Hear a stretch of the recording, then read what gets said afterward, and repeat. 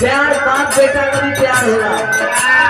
भगवान भक्त का भी प्यार होला, बाप बेटी का भी प्रेम होखेला, कुत्ती कुत्ता का भी प्यार होला। तो प्यार घर रखना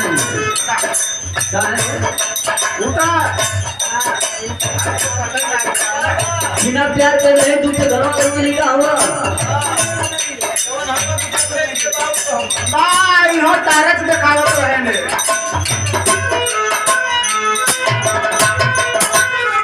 अरे फिर लड़की लड़कन का भी प्यार होखेला। आज धरा दे भैया गौर के गाना सवेरे लोग हो गया, दोपहरिया के सब हो गया, साढ़े काम खत्म। लड़किया में शादी कहीं दूसरे जगह तय हो गई, लड़का कॉलेज से तू ठीक ना करू, जब तो जाए कर तो पहले ही चल बोलो तू एक मिनट बड़ी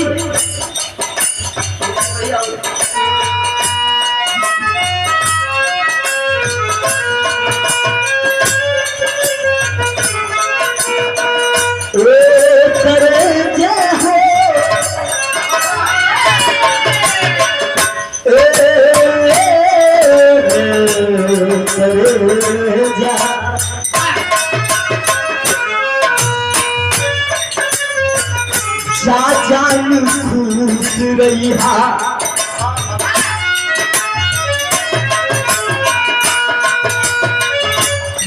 जान खुश रही हमके भुला के, जान खुश रही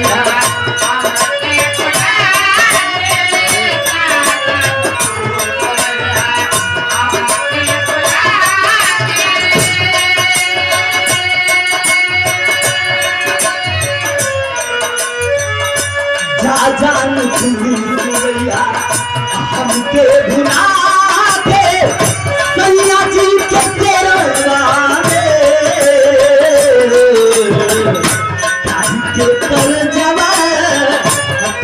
के तर जवा तुले जाए गोरी के मेरे मन में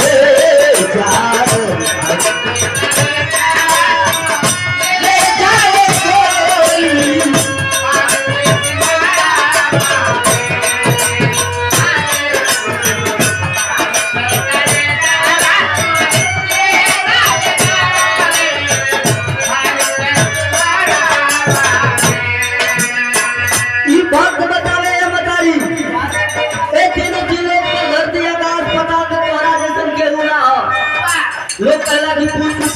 हो जाला लेकिन माता ना होगी। दर्द छोट अगर बेटा के लगेला तो सबसे पहले दर्द माई को महसूस होखेला। आज जे बोले हुए दर्शन करेंगे हम हो बोला होता नहीं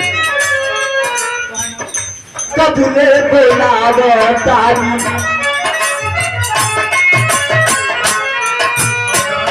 कबूले बोला तारी